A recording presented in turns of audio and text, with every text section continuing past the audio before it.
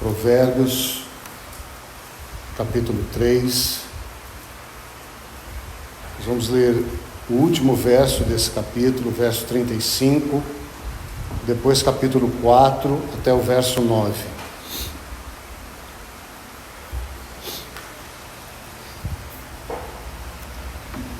Provérbios 3, 35. Os sábios herdarão honra, mas os loucos tomam sobre si a ignomínia ou a vergonha. Ouvi, filhos, a instrução do Pai, e estai atentos para conhecerdes o entendimento, porque vos dou boa doutrina, não deixeis o meu ensino. Quando eu era filho, em companhia de meu pai, tenro e único diante de minha mãe, então ele me ensinava e me dizia: retenha o teu coração as minhas palavras, guarda os meus mandamentos e vive. Adquire a sabedoria, adquire o entendimento, e não te esqueça das palavras da minha boca, nem delas te apartes. Não desampares a sabedoria, e ela te guardará. Ama-a, e ela te protegerá. O princípio da sabedoria é: adquire a sabedoria. Sim, com tudo o que possuís, adquire o entendimento. Estima, e ela te exaltará. Se a abraçares, ela te honrará. Dará à tua cabeça um diadema de graça, e uma coroa de glória te entregará. Vamos ter mais uma palavra de oração. Pai, mais uma vez nos dobramos aos teus pés. Muito obrigado, Senhor, por mais esse momento que o Senhor nos concede em torno de Ti mesmo. Sim, Pai, ansiamos que o Senhor acalme os nossos corações, aquieta-nos, Senhor, aos Teus pés, para que possamos receber de Ti mesmo, Pai, nesta noite. Preciosa, Senhor, a palavra da abertura. Quão importante é, Senhor, prosseguirmos em conhecer a Ti. Nós Te agradecemos, ó Pai, por Teu falar ao Teu corpo, por Teu cuidado e por tudo, Senhor, que o Senhor tem nos dado e tem sido para conosco. Senhor, nos lembramos se porventura, nesta noite, Senhor, alguém foi de alguma maneira prejudicado, ó Pai, por conta desses adventos, que o Senhor possa, ó Deus, guardar de acordo com a Tua vontade. Obrigado porque aqui, ó Deus, o Senhor nos livrou e nos guardou.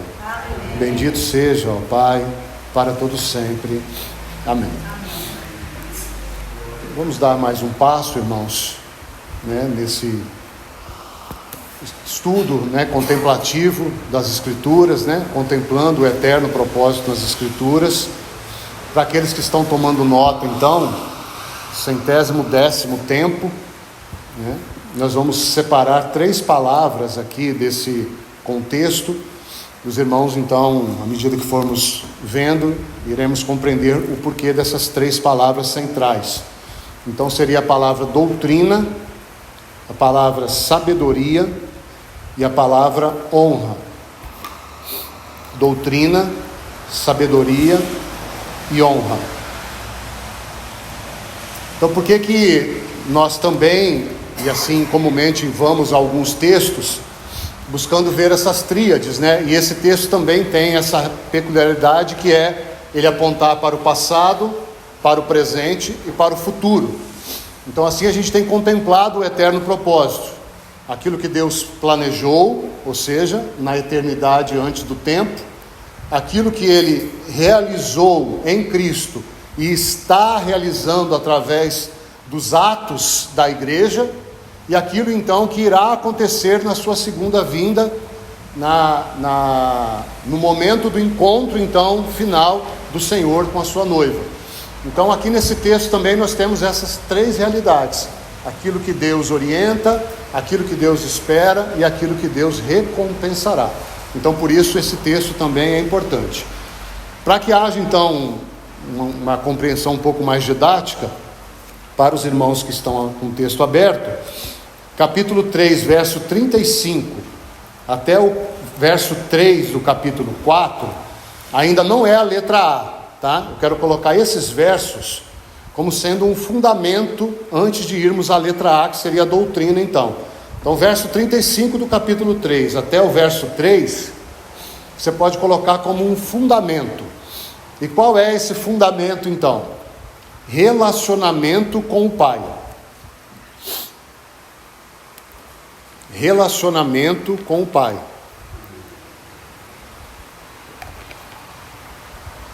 Então, sem entrarmos em maiores detalhes desses versos, você vai perceber que ele trata de herança, ele trata de instrução, ele trata de atenção, ele trata de companhia, e ele lança então a base, o fundamento para seguir na doutrina. Por que esse fundamento é importante? Porque, em primeiro lugar, nós estamos falando desse relacionamento com o Pai do próprio Senhor Jesus. Então, esse relacionamento que é fundamental na Trindade. O Pai e o Filho procedem um para o outro no Espírito. Então, é por conta desse relacionamento eterno e inicial, é que então podemos dizer que temos, coloquemos então a expressão, uma doutrina. E esse relacionamento então foi estendido a nós. E esse nosso relacionamento agora em Cristo é o que deve nos guiar como doutrina. Então lembremos que nós não estudamos uma doutrina teológica. A nossa doutrina é uma pessoa. Assim como vimos também no domingo que a nossa alegria é uma pessoa. Porque tudo que nós temos é uma pessoa. Então nada a parte dele tem sentido, e é isso que nós vamos procurar ver. Então esse fundamento da doutrina aponta justamente para esse princípio que nós estamos construindo nesse momento. Tudo que o Pai planejou em relacionamento para com o Filho. Isso é, irmãos, cremos nós, aquilo que deveria ser o trilho para que a igreja então caminhasse. E nós já falamos que muitas coisas têm assumido o lugar do Filho nas assembleias. Então isso já é uma triste distorção desse fundamento básico. Então, os irmãos precisam compreender essa relação. Se há uma doutrina, ela é fruto da Trindade, Pai, Filho e Espírito Santo. Daquilo que eles são, daquilo que eles planejaram, daquilo que eles fizeram, daquilo que eles vão fazer e daquilo do qual nós fomos chamados a participar. Tá? Então esse fundamento é muito importante. A igreja não deve trilhar nenhum caminho que não seja sob esse fundamento. Então aqui nós temos a palavra doutrina, ela está sobre isso. Nós temos a palavra sabedoria, ela está sobre isso. Não há nenhuma sabedoria deste século que pode se equiparar, à sabedoria de Deus. Nós temos honra, a honra verdadeira está sobre esse fundamento. Não há nenhuma honra nesta terra que pode se igualar àquilo, ou aquela honra que o filho recebeu do pai e que a noiva irá receber do noivo no tempo determinado. Tá? Então, toda essa relação de instrução, de atenção, de companhia, você vai ver nessa relação do Pai. É aquela pericorese, lembra que nós estudamos lá atrás, aquela dança da Trindade, Eles estão entrelaçados entre si e nós somos chamados a participar deste momento maravilhoso. Agora sim, então, letra A, doutrina. E aí nós vamos colocar na letra A, então, os versos 4 e 5. Os versos 4 e 5. Então você percebe que há uma declaração aqui, e aqui no verso 4, a pessoa aqui literal do filho, está falando então como que o pai lidava com ele. Então observe aí na sua Bíblia. Então ele me ensinava e me dizia: retenha o teu coração as minhas palavras. Então já vamos começar aqui com relação à doutrina. Então, qual é a nossa posição mesmo cristã e como assembleia, diante da doutrina, ou então diante do eterno propósito do Senhor, que engloba tudo aquilo que Deus deseja ensinar sobre o seu Filho. Tudo que Deus planejou para o seu Filho é chamado então pelas Escrituras desse eterno propósito. Tá? Então a primeira palavra que nós queremos, que nós precisamos destacar aqui é essa palavra aí, retenha. Se você está tomando nota, pode anotar essa palavra. Retenha.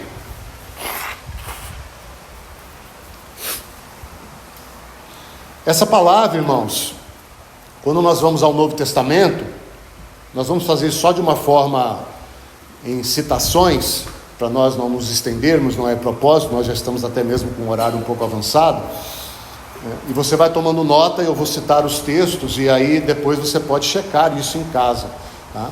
Então essa palavra reter, para que nós tenhamos uma compreensão um pouco melhor, ela é citada por Lucas, capítulo 8, verso 15,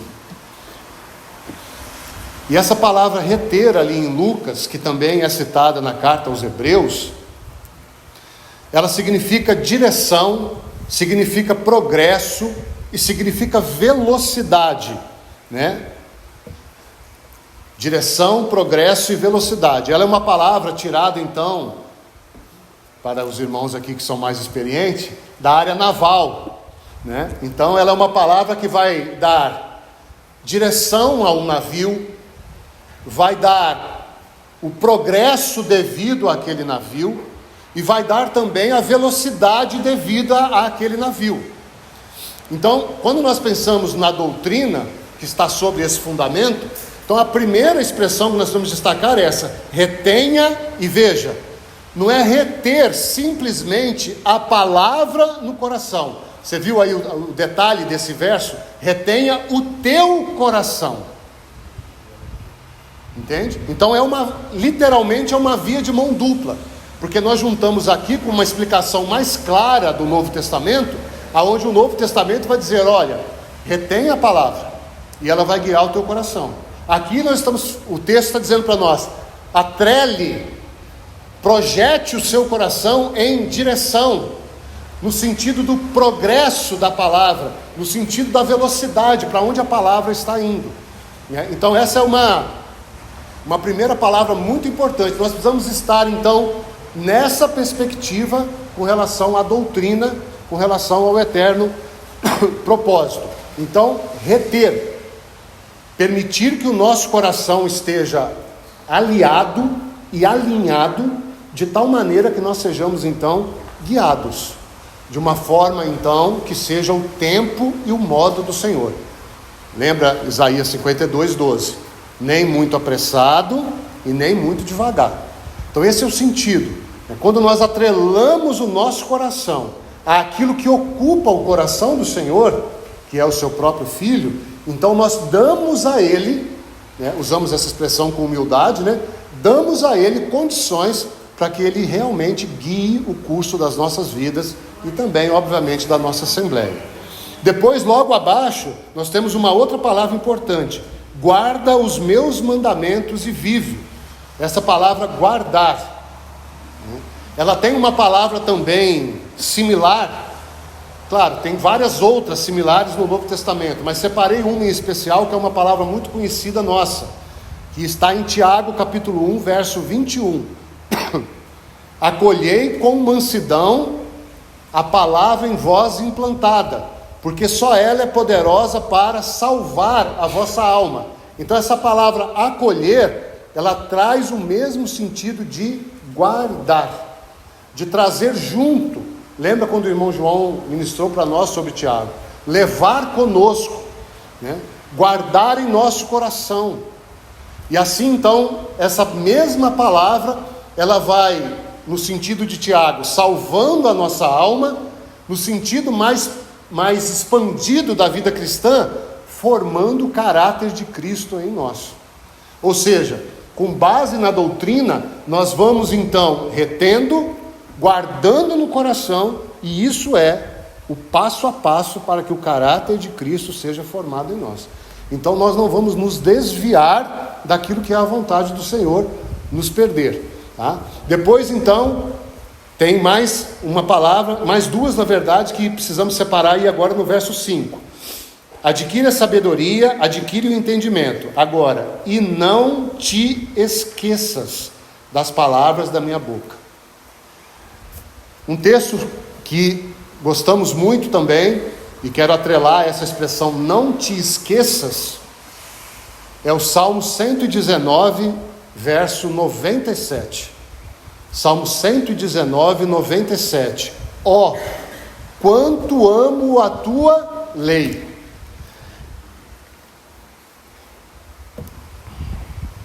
É minha meditação o dia todo. Não é todo dia, como o irmão João já ressaltou poucos dias atrás. Ó, irmãos, já falamos isso algumas vezes aqui.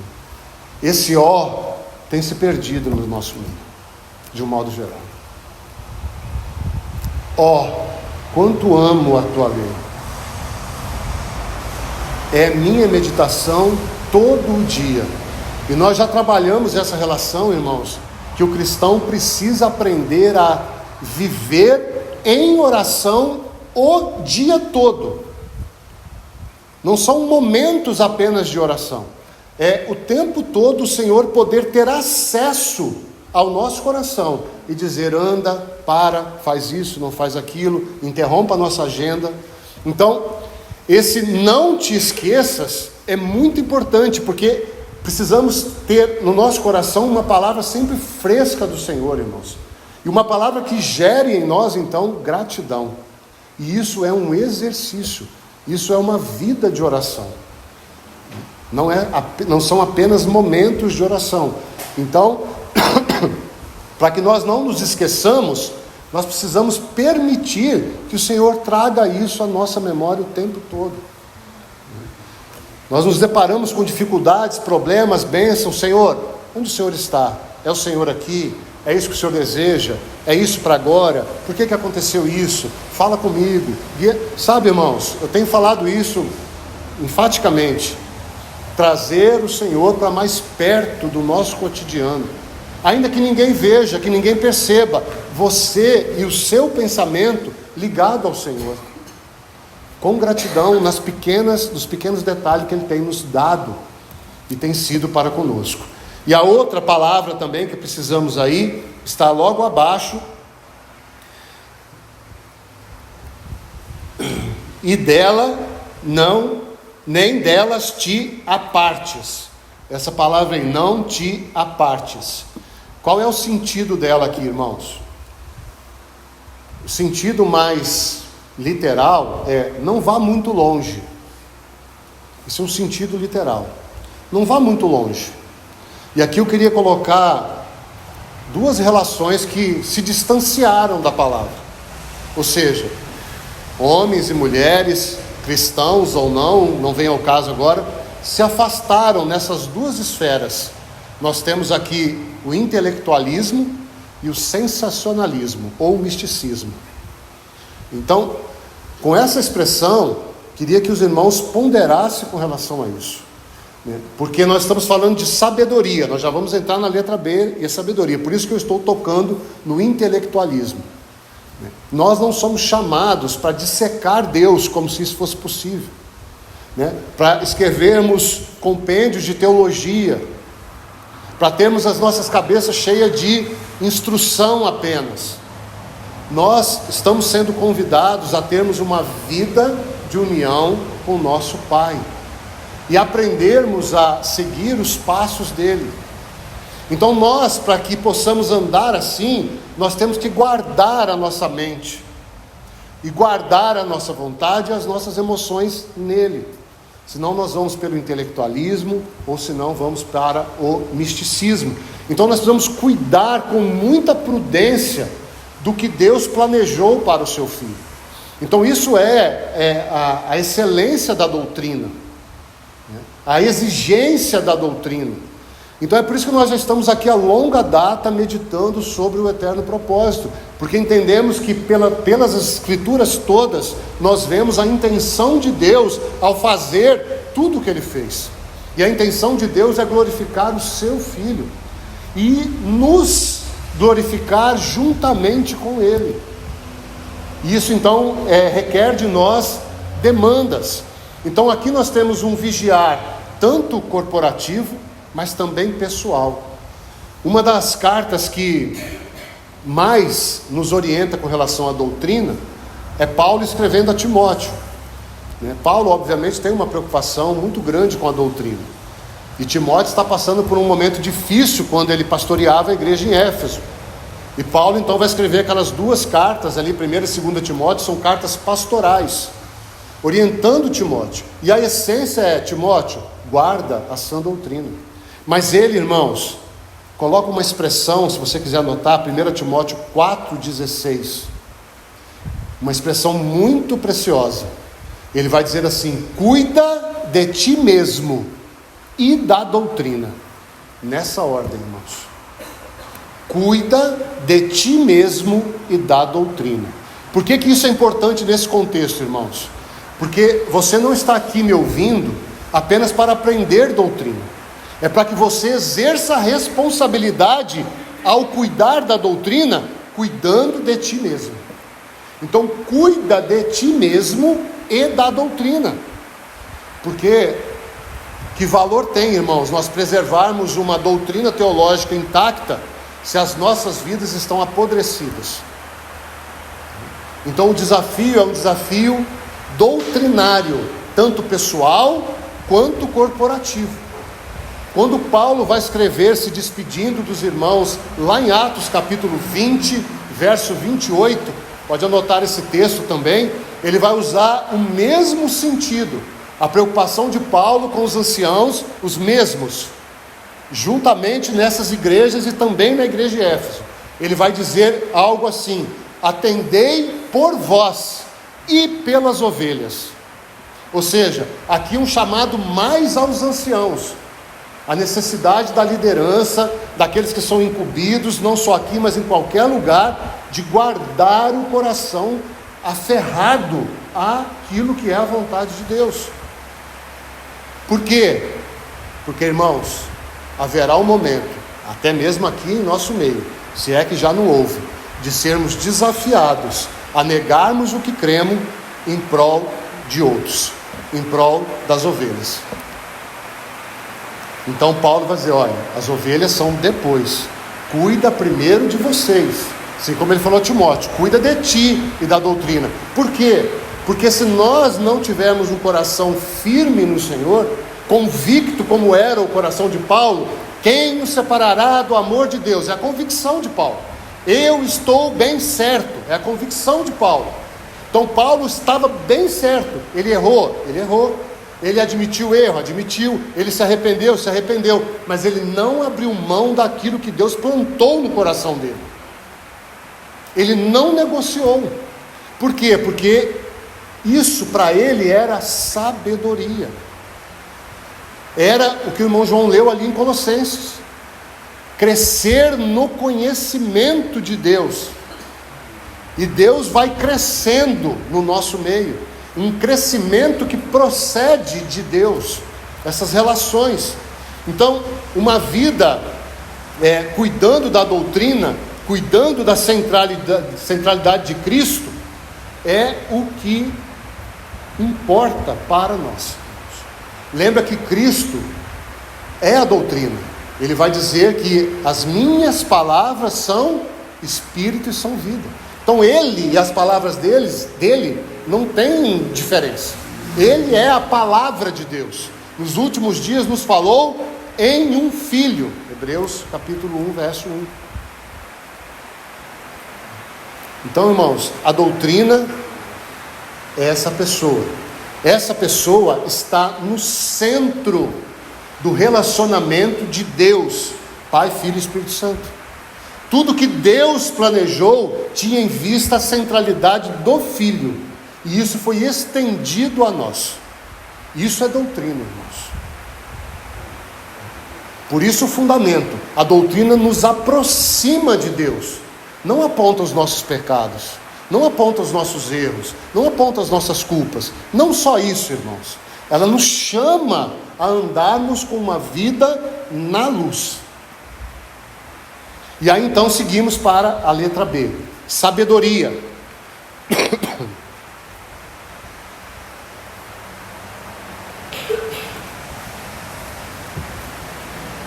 Sabedoria.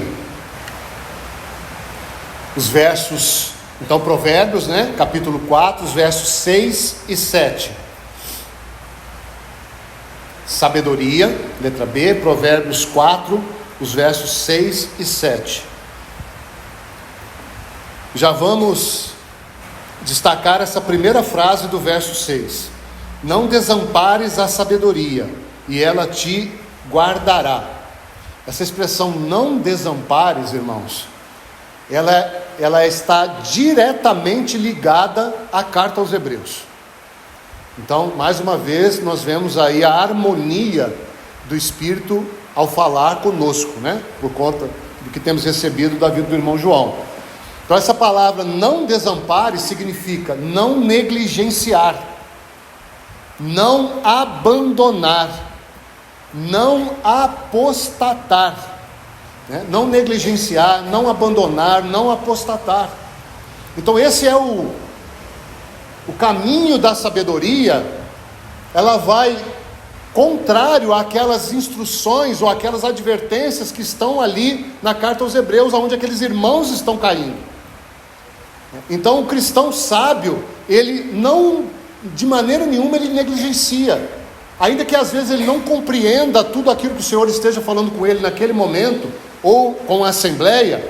Nós precisamos ter mais prudência, mais calma, para aguardar até que o Senhor nos dê clareza, para que nós então caminhemos, porque se nós muitas vezes avançarmos sem ter a devida negligência, nós podemos abandonar a vontade do Senhor. E esse abandono na vontade do Senhor, irmãos, o final é a beira do caminho. É o que está acontecendo com aqueles irmãos ali em Hebreus. Eles já deveriam estar andando firmemente no caminho, mas eles estão perdendo a revelação por conta da preguiça, da morosidade, da falta de transformação deles. Ou seja, eles não estão dando amparo para a sabedoria. Aquilo que eles têm recebido como instrução não está sendo sustentado por eles. Entende, irmãos? O amparo não está sendo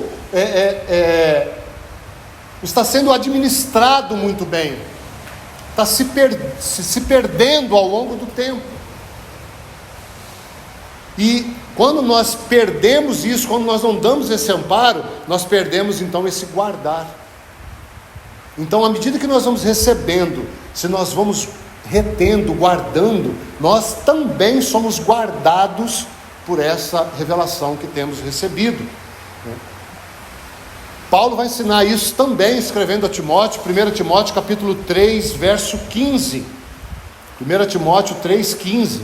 Ali Paulo então está ensinando como que Timóteo deveria proceder na casa de Deus, até que Paulo chegasse lá, para talvez dar alguma instrução mais precisa, E ele então vai dizer para Timóteo: Timóteo, a igreja é coluna e baluarte da verdade.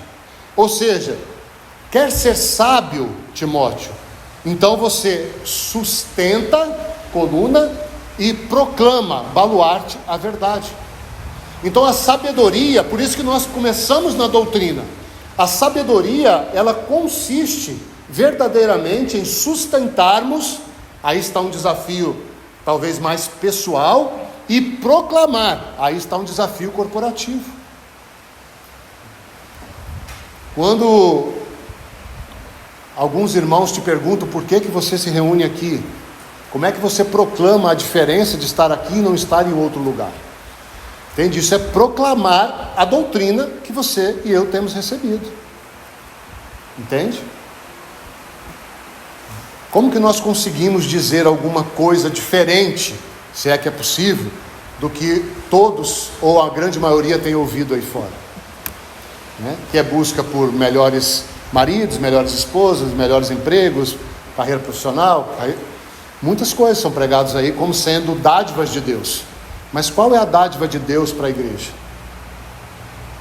É podermos participar dessa tão grande cena de glória. É por isso que nós labutamos em fidelidade, Então, quando nós agimos assim, como colunas e baluarte, irmãos, pode ter certeza, nós seremos guardados dos falsos mestres, dos falsos ensinos, da falsa doutrina. Amém?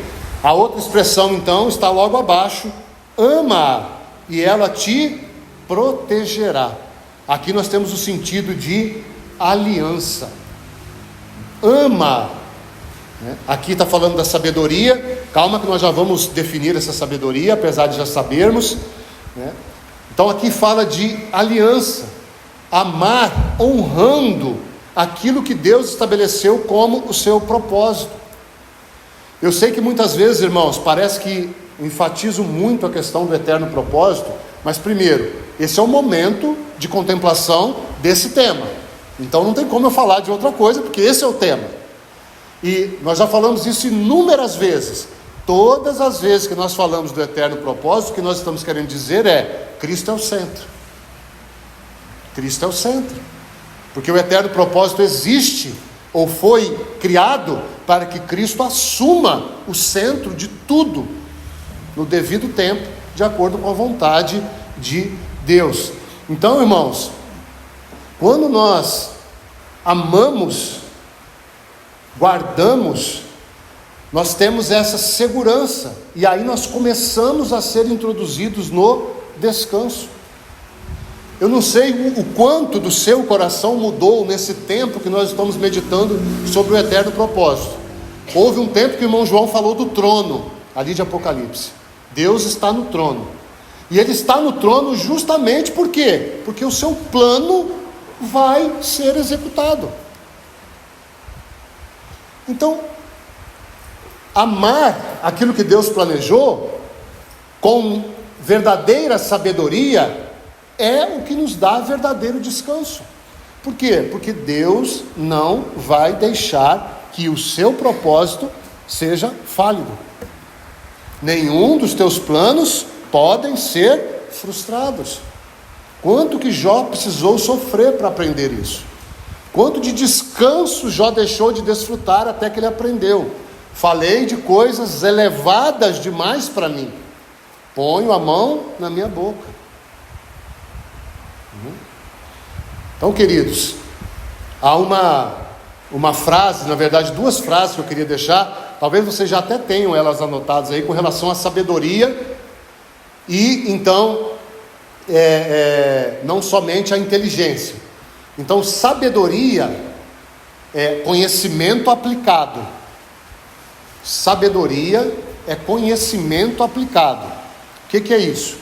Às vezes nós aprendemos um monte de coisa, mas nós não conseguimos aplicar isso na prática. Então, sabedoria é um conhecimento aplicado. Falando de uma forma espiritual, sabedoria cristã é saber ter um relacionamento real com o seu Pai. É conhecer o Pai que temos. Então, sabedoria cristã é poder confiar, descansar. Claro, responder também, obedecer também, beijar a mão que trata conosco. Isso é sabedoria. Então nós estamos aqui obtendo um monte de conhecimento, e nós precisamos deixar que esse conhecimento invada a nossa vida cristã normal, na hora que vier as dificuldades. E há uma outra frase um pouco mais, então, enfática, que diz assim, preste atenção: o inteligente consegue sair de qualquer situação que o sábio jamais entraria. O inteligente consegue sair de qualquer situação que o sábio jamais entraria. Vamos trazer isso para a nossa realidade de assembleia. Talvez nós poderíamos ter muitos sábios que poderiam nos tirar de várias situações problemáticas na igreja, certo? Na assembleia. Mas isso é ser inteligente. Sábio seria que nós não entrássemos nessas situações. Entende? Resolver problemas, a maioria das pessoas sabe. Mas o sábio, ele evita os problemas, no sentido de não permitir que o problema seja criado. Ele se antecede, se antecipa ao problema. Vou dar um exemplo mais simples. Resolver fofoca De certa maneira é até fácil. Mas se nós fechássemos a boca, nós não teríamos problema nenhum para resolver. Intrigas, dissensões, divisões, fofocas, maledicências, né? Às vezes criamos um monte de situação e nós bastaríamos ficar com a boca fechada. Então o sábio é a pessoa de poucas palavras. Ele só fala quando, então, o Espírito Santo pode domar a língua dele. Lembra que Tiago vai dizer? Que a pessoa madura, olha, irmãos, todos nós queremos ser maduros. É a nossa busca. E Tiago vai dizer, maduro é aquele que doma a sua língua.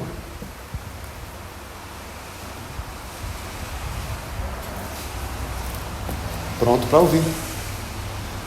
Então, irmãos, o inteligente consegue resolver um monte de problema, e o sábio não vai entrar em problema nenhum. Isso é sabedoria. Outro exemplo bem comum para nós. Você vai ouvir isso aí fora. Quando você tiver que emprestar um dinheiro para um amigo, é melhor você dar o dinheiro, porque senão você vai perder o dinheiro e o amigo. Só como exemplo, né? Obviamente isso não deveria acontecer no nosso meio, no sentido de não honrarmos as nossas alianças. Mas de fato irmãos, essa questão de dinheiro é uma questão que sempre acaba de uma forma ruim. Por isso que a Bíblia vai nos orientar muitas vezes a não sermos fiador de pessoas. O sábio não se mete em problema. O sábio não faz alianças indevidas.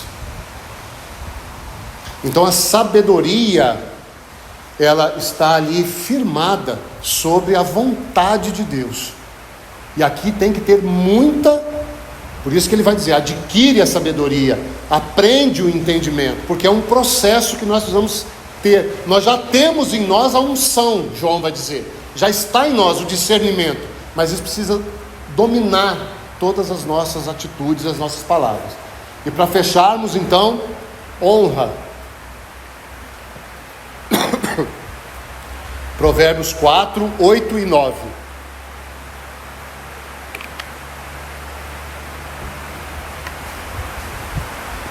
Primeira expressão com relação então aí que ele vai seguindo, né?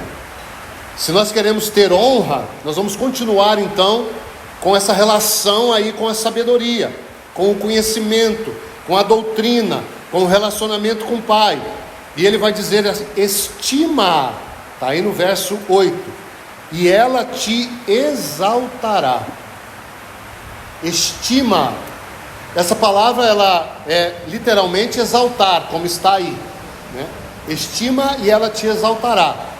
Mas tem uma tradução também dessa palavra muito interessante, que é aterrar o caminho.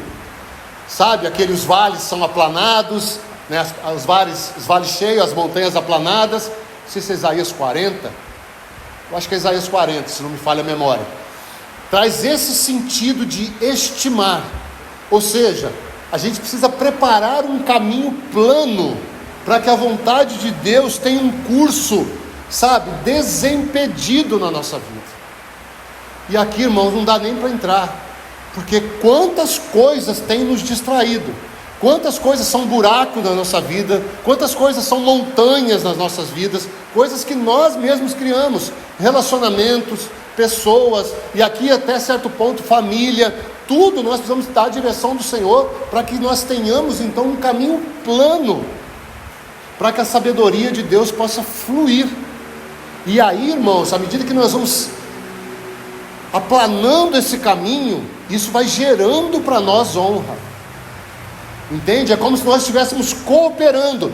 Pensa na figura. O Senhor vem no seu cavalo sobre os montes, mas agora nós aplanamos o monte. Olha a velocidade que ele vem agora numa terra plana.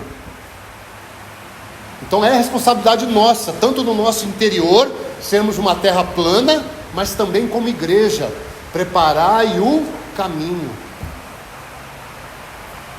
Isso, irmãos, é sermos fiéis ao Senhor. Se assim somos, só há um resultado: exaltação. Ele vai nos exaltar no tempo devido, porque aqui nós estamos falando, como o verso vai terminar, de uma coroa de glória. A outra palavra aí, logo abaixo, se abraçares, ela te honrará. Abraçares. Aqui, 2 versos para você anotar.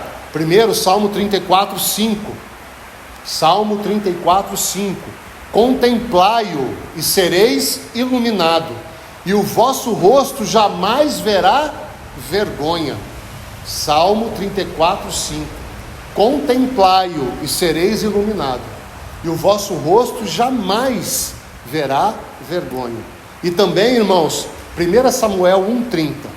1 Samuel 1,30 tem um princípio extraordinário ali.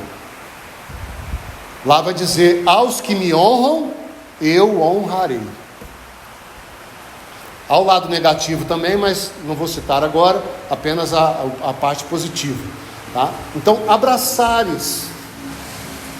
Se nós, irmãos, contemplamos, à medida que nós contemplamos, por isso contemplando o eterno propósito, à medida que nós contemplamos, nós somos iluminados, nós vamos recebendo revelação.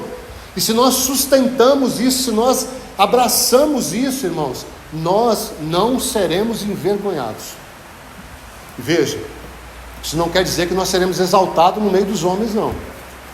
Muito pelo contrário. Essa vergonha que nós estamos falando aqui é a vergonha quando o Senhor Jesus vier. Quando Ele vir, Ele não se envergonhará e não nos achará em infidelidade. Ele vai confessar o nosso nome. E então, finalizando, já que citamos toda essa sabedoria aqui, nós já sabemos que essa sabedoria, como já disse, é uma pessoa. Se você quiser anotar, Provérbios 8:12, vai começar a trabalhar essa relação. Eu, a sabedoria. Ali vai falar então do nosso Senhor Jesus. Provérbios 9:1 também vai falar: a sabedoria edificou a sua casa, firmou ali 7 colunas bem firmes. Então essa relação da sabedoria, só esses 2 textos para que a gente pudesse juntar. Eu, a sabedoria, o Filho, mas essa sabedoria edificou a sua casa, a igreja. Então é nesse momento de manifestação que nós vamos receber essa diadema, Na verdade, o diadema de graça, ele já está aí aberto, e para aqueles que estão respondendo em fidelidade, então vai no futuro receber essa coroa de glória, 1 aos Coríntios também, capítulo 1, verso 30, se você quiser anotar também: Cristo Jesus se tornou da parte de Deus para nós em sabedoria, justiça e santidade. É mais um texto que afirma então que Cristo é a sabedoria de Deus. Por que isso é importante, irmãos? Porque os homens buscam sabedoria,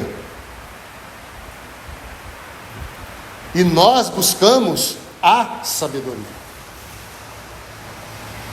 Essa sabedoria revela a vontade de Deus, revela o eterno propósito.